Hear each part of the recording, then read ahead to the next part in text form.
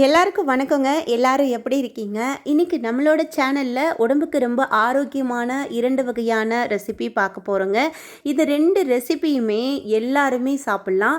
இது வந்து ரொம்ப ரொம்ப முக்கியமாக இது யாரெல்லாம் எடுத்துக்கலாம் அப்படின்னு பார்த்தீங்கன்னா, ரத்தத்தில் சர்க்கரை அளவு ரொம்ப அதிகமாக இருக்கிறவங்க மறக்காமல் எடுத்துக்கோங்க. வாங்க அது எப்படி பண்ணுறதுன்னு பார்க்கலாம். அதுக்கு நம்ம இன்னைக்கு முருங்கைக்கீரைலாம் உருவினதுக்கப்புறமா அதோட குச்சி இருக்கும் இல்லையா, அந்த குச்சியை வச்சு நம்ம இன்னைக்கு ஒரு சூப்பு மாதிரி, அதாவது ஒரு ரசம் மாதிரி பண்ண போகிறோம். அதை மிக்ஸி ஜாரில் சேர்த்துட்டு நல்லா அந்த மாதிரி அரைச்சிட்டு வந்துக்கலாம். இதில் கொஞ்சம் தண்ணி சேர்த்து நம்ம வந்து நல்லா வடிகட்டி எடுத்துக்க போகிறோம். நீங்கள் நினைக்கலாம் கீரையில் தானே சத்து இருக்குன்னு சொல்லுவாங்க, இதுன்னு குச்சியை வச்சு பண்ணுறாங்க அப்படின்னா, நம்ம முருங்கைக்கீரையில் எவ்வளோ சத்துக்கள் இருக்கோ அதே அளவு அந்த முருங்கைக்கீரையோட குச்சிகள்லையுமே இருக்குது. இதை நான் நல்லா வடிகட்டி நான் எடுத்துக்கிறேன். இதை வந்து நீங்கள் ஒரு ரசம் மாதிரி செஞ்சு சாப்பிட்லாம், இல்லைனா நீங்கள் குச்சியோட நல்லா வந்து வெங்காயம் தக்காளிலாம் போட்டு வேக வச்சு ஒரு சூப்பு மாதிரி நீங்கள் சாப்பிட்லாம். உங்கள் விருப்பம் போல தான். இந்த டேஸ்ட்டு ரொம்ப நல்லாயிருக்கும். இப்போது அதோட சாரெல்லாம் நல்லா வடிகட்டி எடுத்தாச்சு. குச்சிகளை தூக்கி ஓரமாக போட்டாச்சு. அதில் ஒரு சின்னதாக ஒரு நெல்லிக்காய் சைஸ் அளவுக்கு புளி ஊற போட்டிருக்கேன். இப்போ மிக்ஸி ஜாரில் 1/2 ஸ்பூன் அளவுக்கு வரமல்லி, 1/2 ஸ்பூன் அளவுக்கு சீரகம், அதுக்கப்புறமா ஒரு 1/2 ஸ்பூன் அளவுக்கு குருமிளகு, அப்புறமா காரத்துக்கு 3 பச்சை மிளகா. ரொம்ப டேஸ்ட்டாக இருக்கும். இந்த பச்சை மிளகா போட்டு ரசம் பண்ணி பாருங்கள், ரொம்ப நல்லாயிருக்கும். அதுக்கப்புறமா இது கூட அடுத்து நான் என்ன பொருள் சேர்க்க போகிறோம் அப்படின்னா, 2 தக்காளி. சின்னதாக இருந்தால் போட்டுக்கோங்க, பெருசாக இருந்தால் 1 தக்காளி கரெக்டான அளவாக இருக்கும். அதுக்கப்புறமா இது கூடவே நம்ம ஒரு 10லேருந்து 15 பூண்டு பற்கள் சின்ன பல்லாக நான் சேர்க்குறேன், அதனால தான் ஜாஸ்தியாக சேர்க்குறேன். இதெல்லாம் சேர்த்து தண்ணி எதுவும் சேர்க்காம நல்லா கொரப்பாக அரைச்சிட்டு வந்தாச்சு. இப்போ நமக்கு இந்த முருங்கை குச்சியை நல்லா அரைச்சி வடிகட்டின தண்ணியில் புளி வந்து நல்லா ஊறிடுச்சு. இப்போ கரைச்சிட்டு அந்த புளிச்சக்கையை எடுத்து வெளியில் போட்டுட்டு நம்ம நல்லா சுத்தமாக அந்த புளி தண்ணியை ரெடி பண்ணி நம்ம வந்து வச்சுக்க போகிறோம். ரசம் வைக்கிறதுக்கு அடுப்பில் பாத்திரம் வச்சாச்சு. 2 ஸ்பூன் அளவுக்கு எண்ணெய் விட்டுட்டேன். நீங்கள் என்ன வீட்டில் என்ன சமைக்கிறீங்களோ சேர்த்துக்கோங்க. 1/4 டீஸ்பூன் அளவுக்கு கடுகு, 2 பச்சை மிளகா, கருவேப்பிலை சேர்த்துக்கலாம். நல்லா வந்து பொரிஞ்சதுக்கப்புறமா அரைச்சி வச்ச விழுதை சேர்த்துட்டு நல்லா கலந்து விட்டுக்கோங்க. கலந்து விட்டதுக்கப்புறமா நம்ம இது கூடவே நான் வந்து பார்த்திங்கன்னா மஞ்சத்தூள்லாம் சேர்க்க போகிறேன். இப்போ இந்த ரசம் வந்து பார்த்திங்கன்னா கொஞ்சம் மஞ்சத்தூள்லாம் சேர்த்து தான் நான் பண்ண போகிறேன். ஒரு 1/4 ஸ்பூன் அளவுக்கு மஞ்சத்தூள் ஆட் பண்ணிக்கிறேன். அதுக்கப்புறமா பெருங்காய பவுடர் ஒரு 1/4 ஸ்பூன் அளவுக்கு சேர்த்துக்கலாம். அது நல்லா கலந்து விட்டதுக்கப்புறமா நம்ம ரெடி பண்ணி வச்ச முருங்கைச்சாறு இருக்கு இல்லையா, அதுவும் புளி தண்ணி அதையும் சேர்த்துக்கலாம். சேர்த்துட்டு நல்லா வந்து கரண்டி வச்சு கலந்து விட்டுட்டு மூடி போட்டு வச்சுட்டு நல்லா நுரக்கூட்டி பொங்குற வரைக்கும் வெயிட் பண்ணுறேன். நல்லா நுரக்கூட்டி பொங்கி வந்ததுக்கு அப்புறமா நம்ம வந்து பார்த்திங்கன்னா அடுப்பை ஆஃப் பண்ணிக்கலாம். அவ்வளோதான், ரசம் வந்து ரெடி. இதில் நான் கொத்தமல்லி தழைலாம் எதுவுமே சேர்க்கலை. நம்ம முருங்கைக்கீரையோட அந்த குச்சி வச்சு பண்ணுறதுனால அதோட சத்து நமக்கு முழுமையாக கிடைக்கணும். தேவையான அளவுக்கு கல் உப்பு சேர்த்துட்டு கொஞ்ச நேரம் மூடி போட்டு வச்சுட்டு இதை வந்து சாதத்துலேயே நீங்கள் ஊற்றி சாப்பிட்டுக்கலாம், இல்லை நீங்கள் கிளாஸில் போட்டும் நீங்கள் அப்படியே குடிக்கலாம் சூப்பு மாதிரி. ரொம்ப ரொம்ப சத்தான இரும்பு சத்து, கால்சியம் சத்துலாம் ரொம்ப அதிகமாக இருக்கக்கூடிய அளவுக்கு இன்றைக்கி நம்ம முருங்கைக்கீரையோட குச்சி வச்சு ரசம் எப்படி பண்ணுறதுன்னு பார்த்தா. இதை ட்ரை பண்ணுங்கள். அடிக்கடி சாப்பாட்டில் சேர்த்துக்கோங்க. ரொம்ப ரொம்ப ஆரோக்கியமாக இருக்கும். டயர்ட்னஸ்ஸே இருக்காது உடம்புல. எப்பவும் நல்லா சுறுசுறுப்பாக இருக்கும் இது சாப்பிட்டிங்கன்னா. இப்போ அடுத்து நம்ம கருவேப்பிலை வச்சு அதுவும் ஒரு சூப்பரான ரெசிபி பார்க்க போகிறோம். இந்த ரெசிபியை நீங்கள் ட்ரை பண்ணிவிட்டு எனக்கு கமெண்டில் உங்களுக்கு ஓகேவா, பிடிச்சிருந்ததா, எப்படி இருக்குது அப்படிங்கிறத கமெண்டில் சொல்லுங்கள். உங்கள் யாருக்கெல்லாம் முருங்கைக்கீரை வந்து ரொம்ப ரொம்ப ரொம்ப பிடிக்கும் அப்படிங்கிறதையும் கமெண்டில் சொல்லுங்கள். இப்போ ரசம் சூப்பராக ரெடி ஆகிடுச்சு.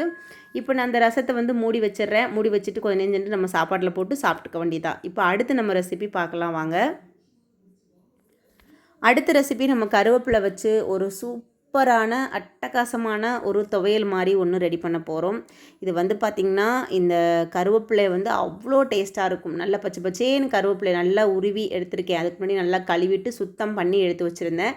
இப்போ நம்ம அடுப்பில் பாத்திரம் வச்சுட்டு 2 ஸ்பூன் தேங்காய் எண்ணெய், நல்லா வந்து எண்ணெய் லைட்டாக சூடு வரும்போது ஒரு ஸ்பூன் அளவு கடலைப்பருப்பு, 1 ஸ்பூன் அளவுக்கு கருப்பு உளுந்து நான் சேர்க்குறேன். இப்போ நம்ம எந்த அளவுக்கு கருவேப்பிலை குவான்டிட்டி எடுக்கிறீங்களோ அந்தளவுக்கு நீங்கள் பருப்பு சேர்த்துக்கோங்க. நீங்கள் 1/2 ஸ்பூனில் செஞ்சாலும் டேஸ்ட்டாக தான் இருக்கும். காரத்துக்கு 4லேருந்து 5 காஞ்ச மிளகா, 1 பச்சை மிளகா சேர்த்துக்கலாம். இப்போ அடுப்பை கம்மி பண்ணியிருக்கேன், அதனால தான் கொஞ்சம் கொஞ்சமாக சேர்க்குறேன். அப்போ வந்து நமக்கு நல்லா பொரிய நமக்கு கலந்து விட கரெக்டாக இருக்கும். இப்போ இந்த மிளகாய் நல்லா பொரியணும், கடலைப்பருப்பு உளுந்தெல்லாம் நல்லா பொரியணும். இப்போ அது பொரிஞ்சிட்டே இருக்குது பாருங்கள். இந்த ஸ்டேஜில் நான் வந்து பார்த்திங்கன்னா பூண்டு சேர்த்துக்கிறேன். ஒரு 5-6 பூண்டு பற்கள், ஒரு 10 சின்ன வெங்காயம் சேர்த்துக்கிறேன். அதையும் சேர்த்து நல்லா வதக்கி விட்டுக்கோங்க. வதக்கி விட்டதுக்கு அப்புறமா இதை அடுத்து வந்து ஒரு பொருளாக நம்ம ஸ்டெப் பை ஸ்டெப்பாக சேர்க்க போகிறோம். அடுத்து கருவேப்பிலை, எவ்வளோ நல்லா ஃப்ரெஷ்ஷான கருவேப்பிலை, எவ்வளோ அளவு நான் சேர்க்குறேன் பாருங்கள். இந்த கருவேப்பிலையோட துவையல் வந்து நீங்கள் சாதம் கூட சேர்த்து சாப்பிட்றதுக்கும் சரி, இட்லி தோசை கூட சேர்த்து சாப்பிட்றதுக்கும் சரி, இல்லைனா நீங்கள் வந்து பார்த்திங்கன்னா சாதாரண நம்ம வீட்டில் நம்ம செய்வோம் காலையில் ராகி கூழ், இந்த மாதிரி நம்ம கம்பங்கூழ் இது கூடலாம் சாப்பிட்றதுக்கும் அட்டகாசமாக இருக்கும். கருவேப்பிலையை நல்லா வதக்கி விட்டுட்டு கொஞ்சம் புளி சேர்த்துக்கோங்க.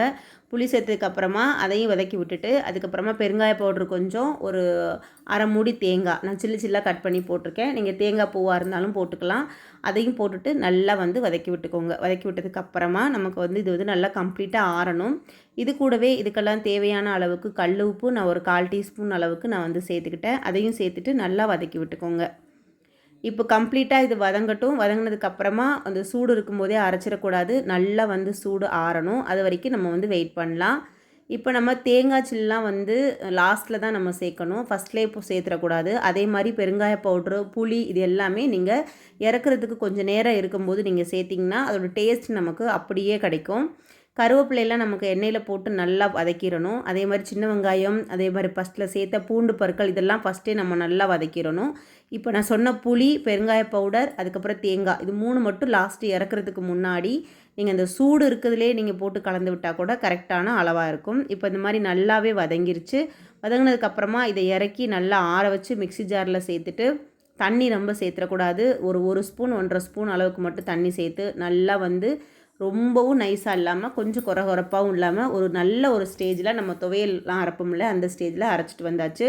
நீங்களும் இதை ட்ரை பண்ணுங்கள். இது நீங்கள் இட்லி கூட, சாதம் கூட, இல்லைனா நீங்கள் தொட்டு சாப்பிட்றதுக்கு எப்படி வேணாலும் சாப்பிட்லாம். டேஸ்ட்டு மட்டும் அட்டகாசமாக இருக்கும். இந்த கருவேப்பிலையிலையுமே நிறைய கால்சியம் சத்து, இரும்பு சத்து இருக்குது. நம்மளோட தலைமுடியிலேருந்து நம்ம ஸ்கின்லேருந்து எல்லாமே ரொம்ப ஆரோக்கியமாக இருக்கும். அதே மாதிரி ரத்தத்தில் சர்க்கரை அளவு ரொம்ப அதிகமாக இருக்கிறவங்க அடிக்கடி கருவேப்பிலை எடுத்துக்கோங்க. நல்ல ரிசல்ட் இருக்குது. டாக்டர்ஸ்லாம் அடிக்கடி சொல்லிகிட்டே இருக்காங்க. நிறைய பேர் வயசானவங்க யூஸ் பண்ணவங்களும் நல்லா இருக்குன்னு இருக்காங்க. ட்ரை பண்ணுங்கள். ட்ரை பண்ணிவிட்டு உங்களுக்கு எப்படி பிடிச்சிருக்கா பிடிக்கலையாங்கிறத கமெண்டில் சொல்லுங்கள். ரெசிபி ஃபுல்லாக பார்த்த ஃப்ரெண்ட்ஸ் எல்லாருக்கும் நன்றி. லைக் பண்ணிக்கோங்க, ஷேர் பண்ணிக்கோங்க, சப்ஸ்கிரைப் பண்ணுங்கள். ஓகே ஃப்ரெண்ட்ஸ், பாய்.